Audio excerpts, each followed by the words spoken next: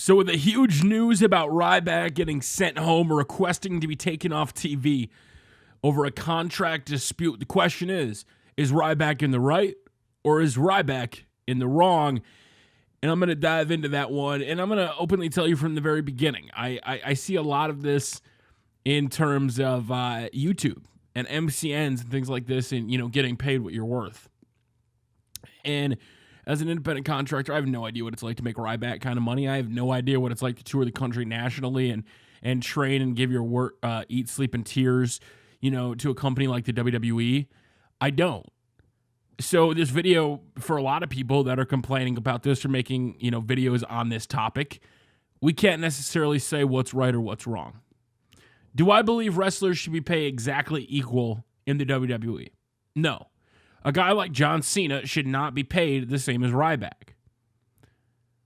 But when you have a lot of guys or girls or women and they're basically doing the exact same job, Ryback does bring up some really good points.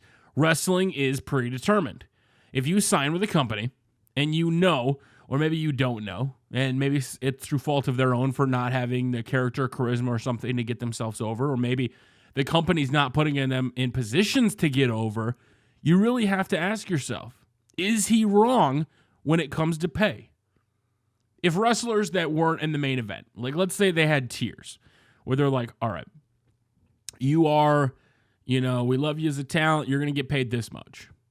We saw it on WWE Breaking Ground that Apollo Crews, from his rookie deal or from his developmental deal, got a contract raise.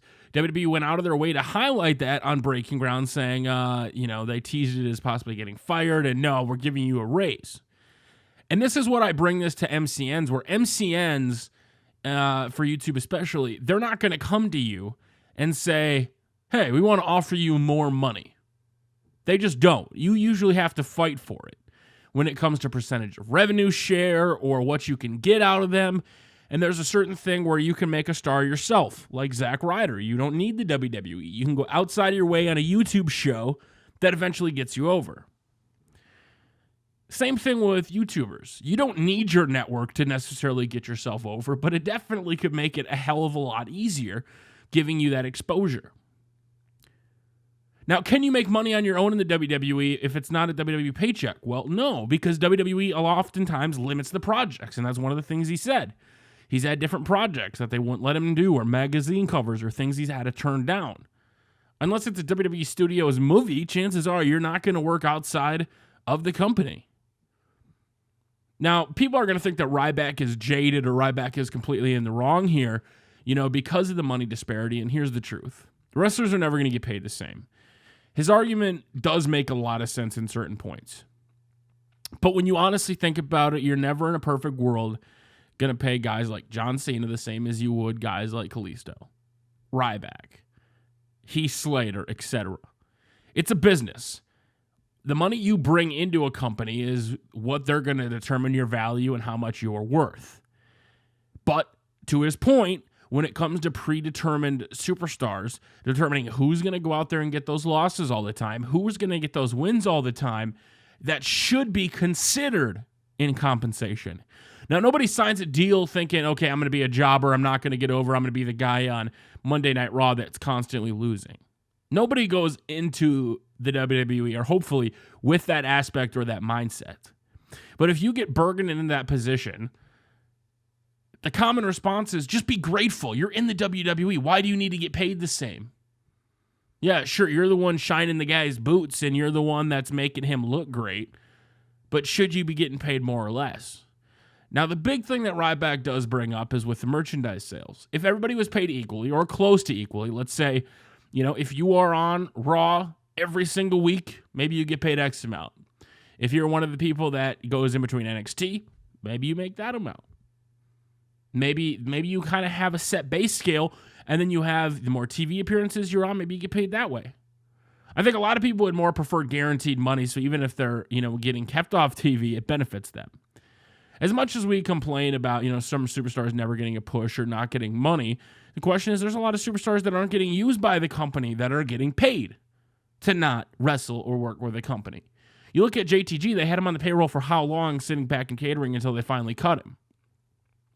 Should he get paid as much as the guy that's busting his ass on TV every week? Probably not. But the debate still comes in that if they had some sort of a base pay or scale, and then based on, if you are the winner, if you're the guy constantly getting put over, you're going to have merchandise sales. You're going to be able to go out there and say Ryback, if he starts to get really over and he's getting paid the same amount, but he's getting royalties or merch, that's a benefit to him.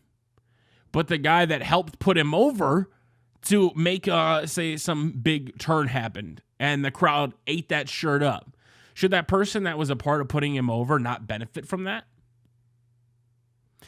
I'm going to make a couple videos on this topic and kind of go into, more of a detailed thing about my full thoughts on this, because it is not a one-stop shop, right or wrong answer. And I see a lot of people criticizing Ryback for being a crybaby. I see a lot of people coming to his support. I find it funny, especially with the whole mocking Punk thing, and now he's kind of in the same shoes. There's a very, very little part of me that thinks this could possibly be a work, but I highly doubt it.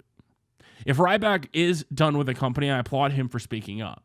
Just because it's something that's been done for so long doesn't mean that's the right way to do it. Wrestlers have been around for a long time, and they often get paid based on where they are on the card, bonuses, incentives, but even if they are, the company's not going to go out of their way to pay them because they don't have a threat of these guys going to work somewhere else and making more money. So the WWE has that in their pocket. How many people are going to quit to go be an indie star? Not everybody can be the Young Bucks on the indies getting booked all the time and having good deals. So let me know what you think in the comment section below regarding Ryback's comments and just kind of touching on what I touched on so far. Should they kind of be paid the same, or should things like merchandise, revenue, other avenues that you are a part of make you additional money on top of your guaranteed contract? If you have a guaranteed contract for, say, $150,000 a year and you don't wrestle, but you're one of the promotional people, should that count the same as the people that are on TV every single week? Let me know in the comment section below.